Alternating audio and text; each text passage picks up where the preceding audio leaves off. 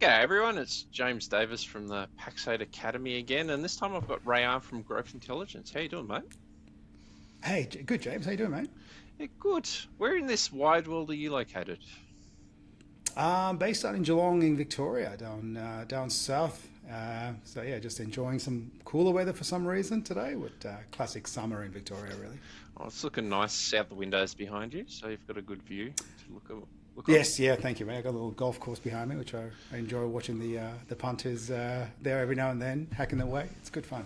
Nice. Well, thank you for joining us today, because I really want to talk about a really critical component to business, and we'll really want to talk about planning and accountability so we can generate greater success in our businesses. And start off with a really easy question. Can you can you be super successful in business without having a plan in place? If you're really, really lucky, there are people that actually obviously can succeed in spite of not having a plan. But at the same time, it's amazing how many businesses can succeed with a plan, and how much difference a plan can make to the way your direction and how you tackle your your business and where it wants to go. And so we're talking about a plan. What does that actually mean? Like, what does it look like? Tell us some. Let's touch and feel what sort of planning looks like for your Yeah, oh business. mate. Look, I mean, obviously you've got strategic plan. I mean, strategic planning can encompass a 1 page or 2 page plan, all the way to a 300 page document that you hand to the bank, and then you never look at again. And funnily enough, the bank will ask you, how's that strategic plan going? And you go, oh, don't look at that one. It hasn't been looked at for about 3 years. So look, it does vary. And I've sort of, in the past had my own large business plans that, spent days and days creating. And but then we sort of landed on creating a sort of a 2 page business plan, which sort of helps really, I guess, capture the vision of the business and where we want to head. And I found keeping it simple, and making it accountable was probably the key way to go, and get the most out of your plan. But most importantly, just reviewing it. I think the plan needs to be reviewed once a quarter, once at least, or at least once a year, and project the next 3 to 10 years. So it's all about all that repetition. I, I love simplicity. So if someone's hearing that and they're chirping up because they don't need to build a 300-page plan, Yeah, what sort of please things don't. go what sort of things go into that sort of two-pager plan? What are we looking at? Oh, look, we look at it as a vision piece for your business, right? So you're talking about things like your core values, and starting with the core values is important. There's the 3 to 7 characteristics that uniquely define you as a business, and that really makes I guess the plan sort of makes sense to your whole leadership team and your business. So you start with your core value and your core focus. Basically, what's your sweet spot? Where do you like to work?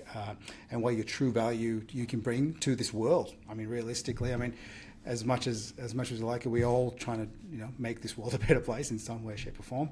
Having that 10-year target as well, something like a BHAG, as you might have heard, the big hairy audacious goal. Having that goal, like, okay, this is where we want to be at 10 years.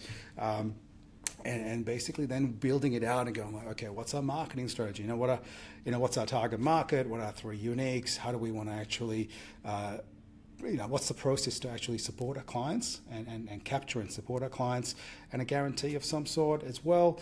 And then we sort of go into some of the more strategic or more sort of, I guess, traction-based stuff of your business is like, what's your 3 year picture? And again, keeping it simple, what's the revenue, what's the profit, and what's some of the measurable goals we want to hit in 3 years. And basically then a few little dot points to work out, okay, what will that look like? For us back in the past, it was X amount of staff members, and we had maybe 2 or 3 offices, and we had 2,500 or 3,500 endpoints that we're managing. So we sort of worked on those little numbers that gave us a little vision to go like, okay, well, we're currently at 1,500, so in 3 years, 3,000 is kind of what we want to get to, or we want to have 32 right people, right seat.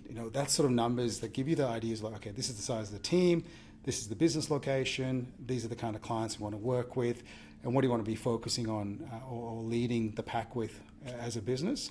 And that 3 year planning really, or 3 year picture, gives you the really good ability to then have a 1 year plan. Again, it's just a simple, we're talking dot points here, mate. It's amazing how powerful this stuff is. But again, revenue, profit, measurables, What are the 3 to 7 most important things we need to be doing in a year from now to make sure we're hitting that 3-year picture?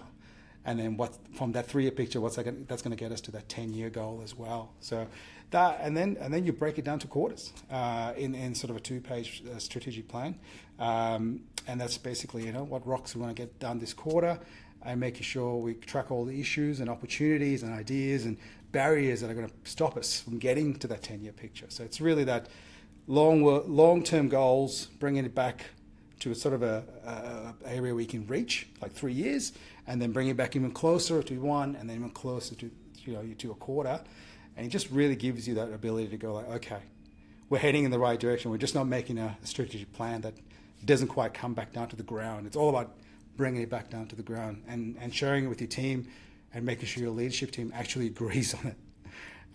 That was a key one, obviously, over the years I've sort of come across, is how important having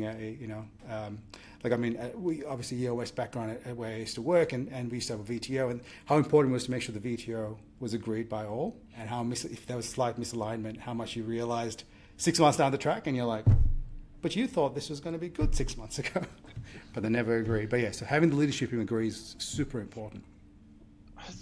How you've just summed that up is, it is quite super simple. And I think the thing that resonated with me the most as you were describing that was having the longer term vision from, and I know we're all small business, right? So it's all pretty much predicated on the owner setting their own direction and purpose, and then letting it filter down. How well do you think business owners can get that out of their head generally? And how many do you see they're thinking about this that just aren't communicating, compared to people that aren't thinking about this at all? I think a lot of business owners are thinking about it, and there's a lot of people who are probably just, I guess, fearful to let go as well, and really trust that leadership group, or build that leadership group around you, because you can grow to a certain size with a single leader, as sort of not quite a dictatorship, but having that single leader running the organization. But then you get to a certain size, and there's certain you can't be across the whole operations of the company. You can't be completely across sales and marketing rather. So you kind of need to be able to let go and bring those trusted people up into your team, into your leadership team, into your fold, to then go like, okay, we're going to grow this together. It is one of those things that you find the ones that tend to want to keep things close to their chest and not share and grow and sort of build a team around them. They really struggle, I think, to really get some movement and get the business moving in the right direction. And it, from experience, that the letting go and even when in my previous roles and being given that, being given that sort of opportunity to go like, okay, I need you to take ownership of the whole service department, and how that operates and how that team operates, with the finance team and the sales team. But having that given to me as sort of a leader of the organization or the business was amazing. And then I just went, okay, cool. You've trusted me. And then trust was probably the big key, to be able to go like, okay, you trust me to deliver on our strategic plan. And I know what that 10-year goal is, and I know what that 3-year picture is, and I know what that plan is. So let's get it done. And it just lifted, the previous people I worked with. They just freed them up to do what they needed to do. I did what I needed to do. So all of a sudden, you got this real ability to grow and sort of identify those things to help the business get better without wearing the weight. It's a weight on the shoulder thing, really, for a leader. It is. I've experienced this myself as the owner and as a leader inside businesses. That trust thing and identifying when people are ready to take and run with can be quite difficult. So, from your experience, do you just dump and run this on people and go, now here's a plan, just go make it happen, or what's the sort of process to make this work? Yeah, look, I definitely don't dump and run. That's a good way to not do it. But honestly, it is a journey. I overuse that term a lot, but it is a journey. But you've got to build a leadership team. And then with the leadership team, you work out this, your vision and how you're going to get there. So you work on the strategic plan together as the leadership team. And the idea is you take those and then you sort of then take it in and, being an EOS implementer and sort of working EOS, that's when the traction piece comes in to the whole thing. So, we have the meeting pulses. We catch up once a week as a team, as a leadership team. We check on our rocks that we've set for that quarter. We check on the to-dos and things like that, and we keep moving forward as a team. But it's those things it's those regular meeting pulses and those regular sort of quarterly reviews off the plan that really makes the difference. So, if you do a strategic plan and go, yep, this is what we're going to do for the next 12 months, and then you just run for 12 months, and you come back and you're like, well, what happened? And then people are going in totally different directions. It's how you get the leadership team to realign, to a certain degree weekly. So, we used to have an L10, which is what we just called our weekly meeting at EvaLogic, where I used to work. Those meetings were so important. You're checking scorecards, you're checking rocks, you're checking to-dos, you're checking in on each other on a weekly basis. And then once a quarter, we'd catch up and review the whole thing and go like, all right, what was the last quarter like? Are we heading towards our 1-year plan? What do we need to do next quarter to get closer to that 1-year plan? And what did we miss and what did we learn and what are the issues? What do we need to fix up? So I think, definitely don't drop and run. And I think the key is to make sure that you implement those little things in place to make sure that you're growing step by step as a team. And I must admit, the leadership team we started with completely changed over 6 years. But on top of that, it changed for the better, and you can see the maturity in the leadership team. You'd get somebody new in, and they find their space, and then they go, okay, this is the the operating system we're working in. This is how we're going to run. Cool.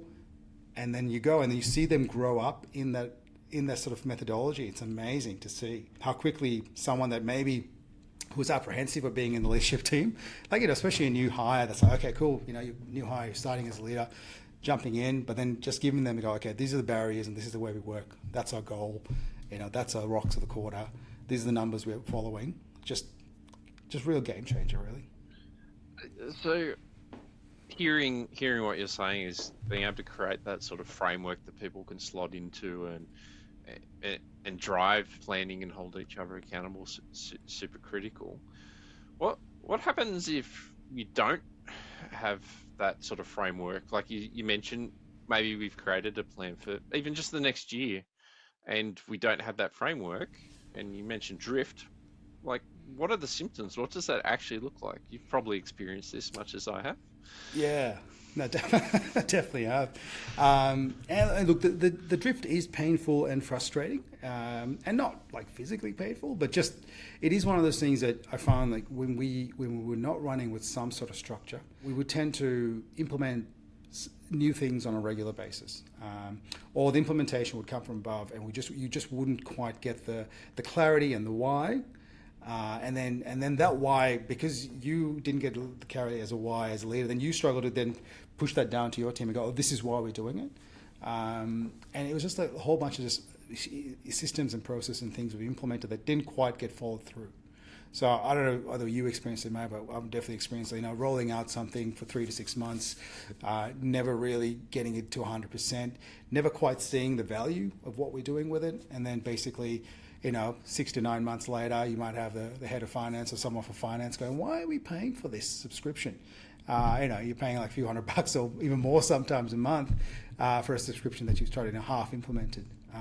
But that was purely because we just wasn't tracked. So you would just start to do something, and then you would do it, and had attention for about a month or two, and then you got distracted by something else, or they got, the rest of the team got distracted by other things, and then you just basically didn't quite come back to it, and ends up being something that just hits your cogs and causes you pain for a lot longer than it should.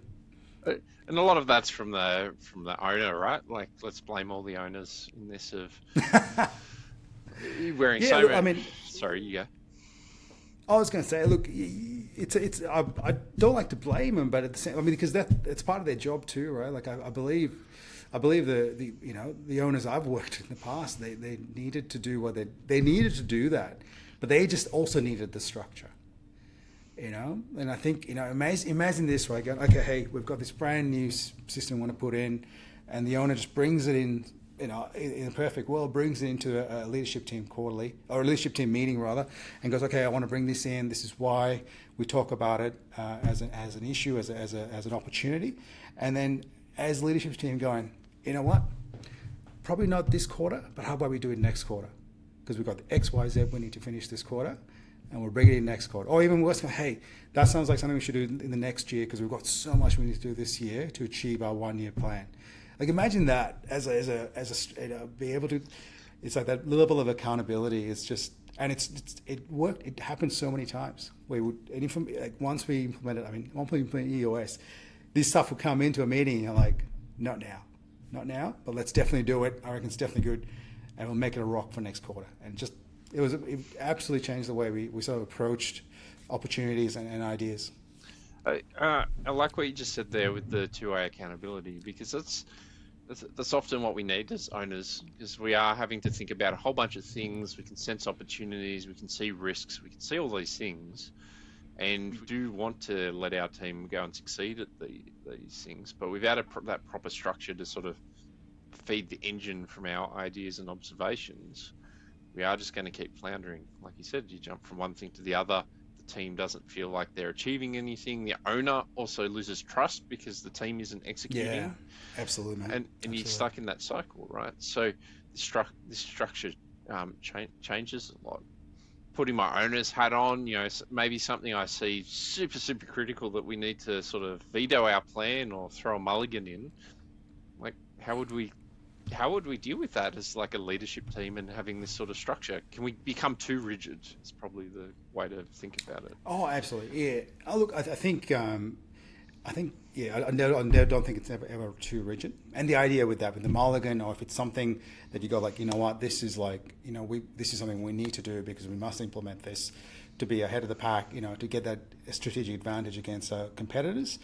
Then basically you would come in, you would have that meeting, we'd have our regular meetings and go like, hey, we must get this done. And then just going, okay, this can go in. What do we pull back? So, we would review our rocks for that quarter and go like, okay, you know what? That one can probably stay. That's not going to hurt us as much. That can probably hold for a quarter or two. Let's get this in and let's get this focused on. So, yeah, look, there's that opportunity as well. And that's happened as well in the past. Like, we'd be like, hey, this needs to happen because Microsoft's ticked something off in the back end that obviously completely changes something as not just necessarily Microsoft, but a lot of third parties do that, and then you go like, oh geez, we can't wait for a quarter to do that. That needs to be done now. So yeah, no, definitely it's rigid. I think it's rigid enough to create that level of accountability, but then also has that flexibility going like, you know what, end of the day, running a business it's not a straight line. We want the whole idea, and obviously this is we as IT people, we want everything to be black or white, and I think that's something that I've fallen into the past myself.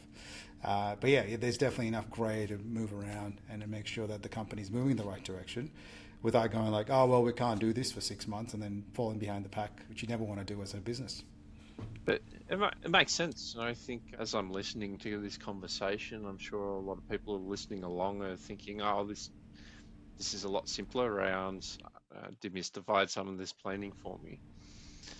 How successful have you seen people go off and self-implement this kind of planning and then accountability?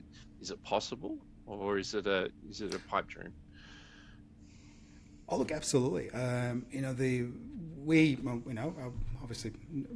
at EvaLogic, we self-implemented for about 1.5 years, and I think it was as we sort of went along, it definitely started bringing those structures straight away.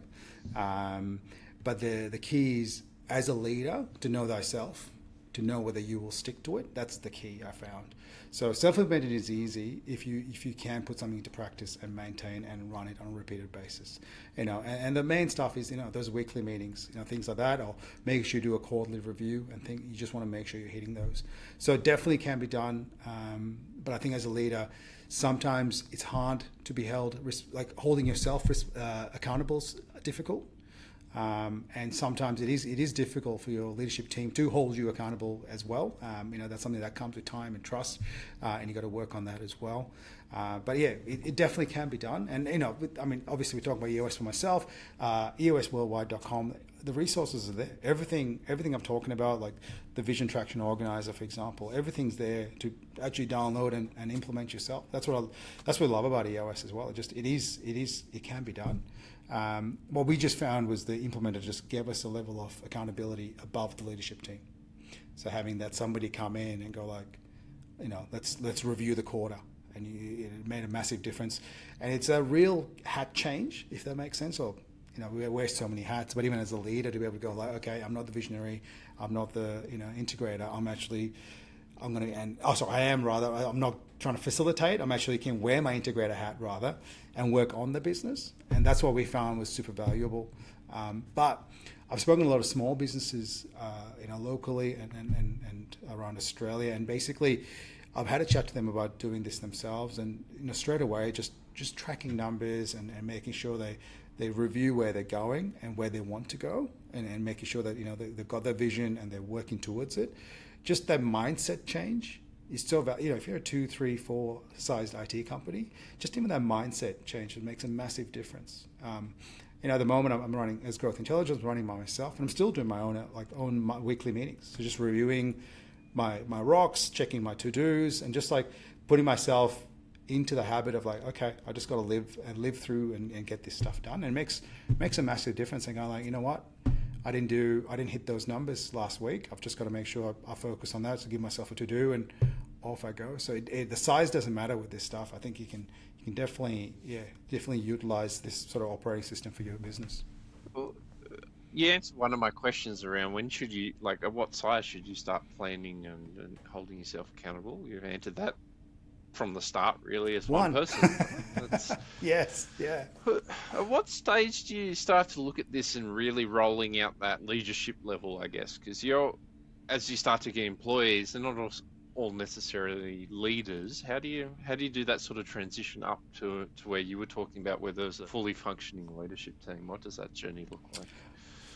Yeah, look, I think the first thing is to work out what leaders you need in your organization. So, we call it the accountability chart. We're looking at the major operations of the business and going, okay, who's going to be looking after sales and marketing? Who's going to be looking at who do I need to look at operations, and who do I need to look at finance? Now, finance can split out. You might have a HR, you might have operations might be 2 or 3 different areas as well, and sales and marketing might split out. So you sort of work out the structure of the organization first. So that's probably the key bit. Is don't go, these are the people in the seats, and this is what we need to do. Work out, okay, what does a business need or a company need to operate? And then sort of as a leader, you would go like, okay, so what I guess functional seats am I sitting in? And it's not uncommon for a leader to be, potentially sitting as a, GM or integrator, but then sitting in possibly that sales and marketing seat as well, or that operations, or, that technical side of things. So, and, for a long time, we you sort of can't go like, okay, I must have leaders for the whole structure. You might go, okay, cool. Right now, what's going to give me the most results is making sure someone's across finance, because I just can't. That's not for me. I just want to know the high level numbers. I don't want to go the details. So, and then you look at your team and go, okay, is this person that, can I trust? Are they been in the business for long enough, and we can sort of grow with them? And there is there's a certain level of having a person that gets it and wants it and has the capacity to do it. We sort of call it the GWC. If you find someone that gets it, wants it, has the capacity to do it, and is aligned with your core values that you've defined in your vision, it's sort of in the right direction. And there's a leap of faith. Like, there's no one, there's no stopping anyone from a leadership point of view getting somebody into your leadership group that they're going to stay. So, end of the day, if you've got someone that's aligned and gets it, wants it, has the capacity to do it, and you have a key seat that they're going to be amazing at, and you've got nothing to lose besides you have to give it a try. But I think the mistake you're probably doing is trying to fill all those seats all at once, because what the accountability chart allows you to do is map out your organization as, okay, these are the different accountabilities we have at the leadership level, and then going like, you might have just some aspirational stuff to go like, okay, one day I need to make sure someone is totally across our marketing, but not today. Or maybe that's outsourced to a third-party company that does our marketing. So that kind of, like, you just got to be, think about it a little bit differently, but it definitely can be doable, and it's something you just have to grow into, because you might not have the revenue to build your leadership team up as well, because usually leadership team means you're getting someone in there that isn't billable. That reality of the size of the business and your revenue, I think, is quite important. And what you touched on. Oh, absolutely, yeah. We touched on there with bringing outsourced people into this as well. Like, there's the whole fractional leadership concept these days of maybe you do need an outside person to be a fractional leader for sales or marketing, as an example, rather than trying to shoehorn someone in it, or think that you need to hire a full-time sales manager. Probably don't, but you're probably looking to develop your own skills or help support your people that are growing into the roles. That's the outside help, isn't it? No, man, absolutely. And I think the fractional leadership has become sort of a new term for me in the last last year or two, and I think it's just something that's really taken off. But definitely, as something I sort of do myself, I found that that's exactly what I sort of provide. I come in and I sort of provide the guidance for an organization to develop the people that are up and coming. So the leadership team is there, and I'm there to sort of guide 2 or 3 people in there, or maybe one, to build up their skill set to then become that next generation leader. And the whole idea of the fractional leadership is hopefully that you're doing yourself out of a job. That's you're not there for years and years, but you're there just to go like, how can I develop the leadership team below to bring them up? Then you can step away. But yeah, it's a great way to upskill your team without necessarily like you said, shoehorning somebody in. And you mentioned before the visionary and integrator. Like, talk to me about that concept. What does that mean inside small businesses? Yeah, so I mean, small businesses, generally anything sort of sub 15 or sub 20, generally it's usually one person wearing both those hats. So the integrator, or for more of a common terminology, would be your general manager, someone that basically harmoniously, can't say that word properly, integrates the different teams. You make sure the sales and marketing and operations and finance are all speaking together and working together as a team, and that's such a important task and important role in any organization. And then there's about 50% of the time where there is a visionary or a CEO that basically has a big picture. They'll come to a meeting with like 20 different ideas, and one might be good, but you want to be listening out for that one. And you sort of get scenarios where sometimes the visionary is trapped in an integrator's seat, or vice versa. So they kind of have to wear the hats, and they got to be like, and you might not be big enough to have a visionary, or you might be purely visionary, and you just got to know yourself. And I suppose give yourself that ability to go between the two different hats as well. But that's kind of so it's kind of like the big picture, and then the day-to-day running of the business, and you sort of see that as something that is common practice after a business has been growing for a little while and has that capacity. And you got to look out for it and make sure that you lean into it, because it is highly valuable to make sure that a visionary has their space, and at the same time that the integrator has their space, because you can have really lumpy periods of time if you've got a visionary sort of trying to bring the business together, but they get bored and want to do something different, and we need them. I think a lot of the businesses that have grown in Australia in the IT industry definitely have had some amazing visionaries. I'm a visionary myself. I struggle with the day-to-day routine and getting everyone aligned, and the real critical stuff. On the flip side, I've been the integrator for someone else, but I can do it for a short time. Is like I can see the big picture, I can see how put together, but understanding those things are quite important. And from my experience, a lot of the smaller business owners, they may think they're visionaries, big picture thinking. They're not really, but they're a visionary inside their business. So you don't necessarily need to be like a Elon Musk or anything like that that's creating unicorn things. It's just the person that's creating that direction and the thoughts for that business. And they often lack that person day to day to manage it. So Um, from experience, if you're smaller and you're looking at this sort of concept, best thing you can start to do as soon as you start hitting 3, 4, 5 people is start to look more deliberately at getting your to IC. It doesn't need to be a general manager at that level. It can be an Yeah. operations Yeah. coordinator role that you're just hiring someone in to grow with you and with the business. Absolutely. And Yeah. if you are a bit more integration focused, you can get visionary exposure from this sort of stuff, the thought leadership. You don't have to necessarily have someone full time visionary inside your business. You can get business advisors, you can get other outside help to help propel your business forward. But I love this concept of splitting that thought process up to of how to implement your plan. So we've got a plan. We're starting to succeed against it now, which is awesome. You've solved all the world's problems, Reyan. I wish. Yeah.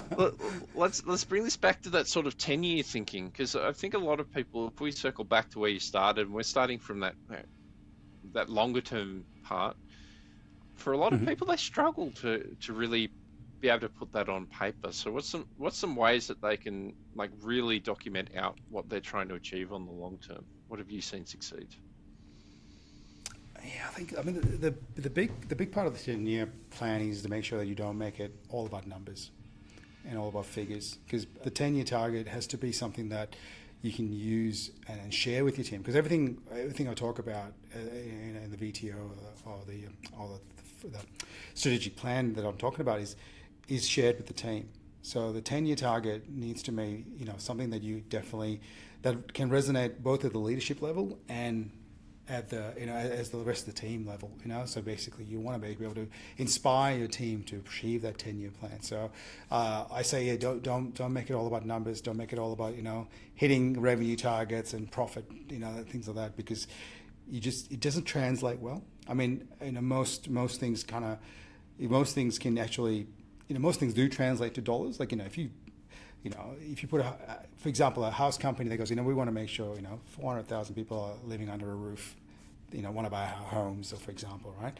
So if you've got something, that sort of aspirational goal, you kind of, it has a dollar value, but the aspiration is make sure people are living in their own homes. So it's kind of making sure there's a humanization to the actual 10-year target makes a massive difference, and make it big.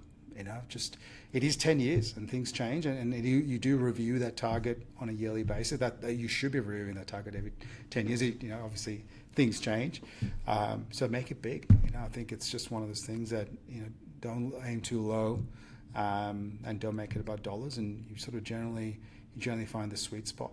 And in IT, that's a little bit. I find that a little bit difficult. I'm not sure whether you found that as well, because I feel like it's talking about tickets. We're talking about we're talking about fixing issues. It's like how do you disconnect the day-to-day things we provide and find something that actually what's the overarching value we're adding to the community or to the world.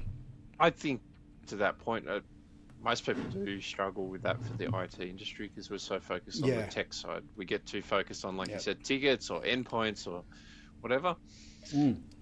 That in itself should show where our unique value prop is and what we're aiming for the future. If we're stuck thinking like that, unless you're already a big growing company and that's what you're sort of doing, you're trying to build a scaled operation. For us, most of us, it's the white glove service, it's the relationship stuff. So the more we can spend time on humanizing it, flips the whole purpose. I completely agree. Absolutely, man. I think it plays a massive role in how your team takes it. Because I don't know, I've worked as a tech as well, and I've worked on tickets and I've worked on projects and tasks and things like that. And the last thing a tech wants to see in a 10-year target is anything that mentions tickets, endpoints, or anything where they're like, I don't want to be doing that in 10 years. Do you know what I mean? So inspiring the team is so valuable. We're talking about success. We're talking about how to frame it up.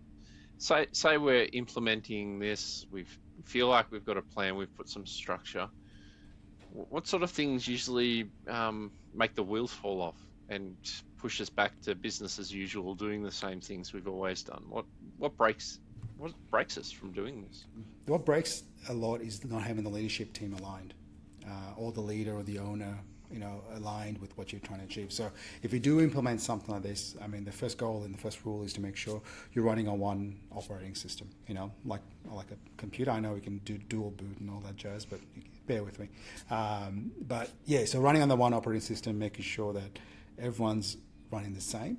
But the key is what caused issues in the past here, not having the leadership team aligned and not believing in that vision, and then not sharing that vision and making sure that vision or the things are followed by all within the organization. So that's a key point, because it's not doing some of this isn't like this is a great little activity we've done, a little team building activity. It's not like that. It's actually very, you're putting into operation, you're making sure that you're working on the 6 core so-called more areas of your business to make sure they're all working, the key components of your business are running well.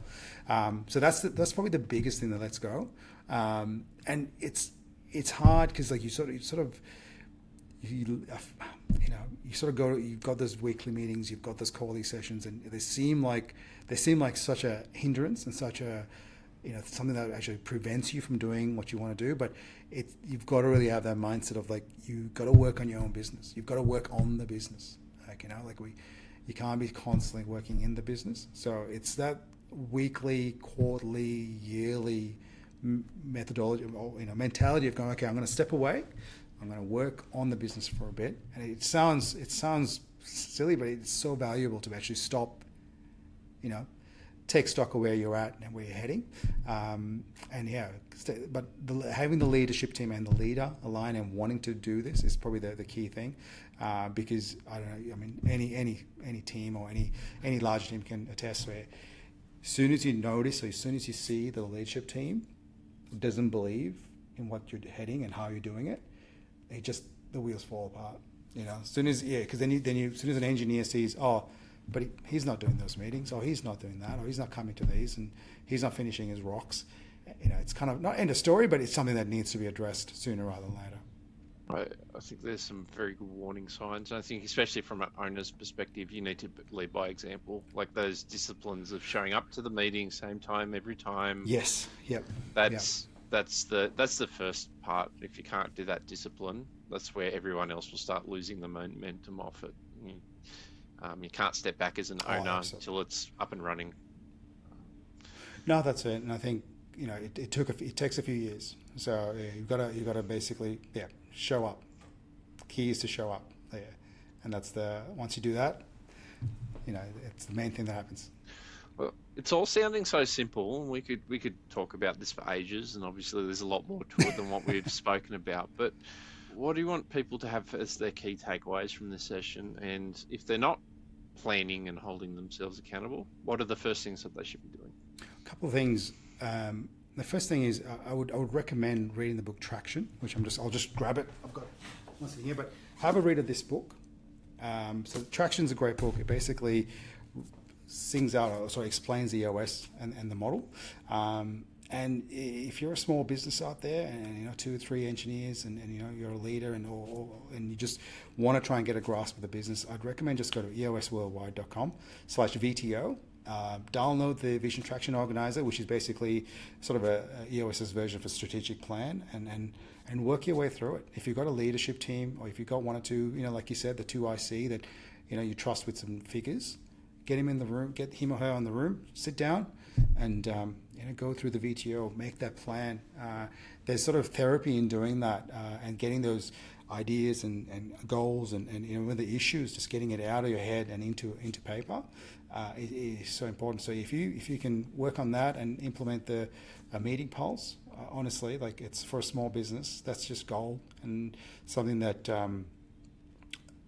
let's put it this way: I've gone in to a business that's stopped doing the weekly meetings, and I've held a couple of smaller meetings with them just to test how the waters and see how they're traveling. And like the end was them going like, oh man, I miss these meetings. Like just having that, okay, we're just going to do a meeting, we're going to look at some issues, we're going to it's amazing how much the team misses it as well. So in the flip side, how much the team's going to benefit from having that in place rather than that sort of nothingness and just running 100 miles an hour for weeks and weeks and weeks. It's some awesome wisdom, and I how I'd frame this up from my perspective here in this conversation is it is quite simple. It's as complicated as you make it, but start simple and build up those disciplines is Yeah, the best way. that's it. And get outside help, whether it's the full end to end, whether it's particular component of the leadership with fractional leaders, whether it's even as like joining a peer group and having other peers around you to bounce the ideas off and see what other people are doing in the industry.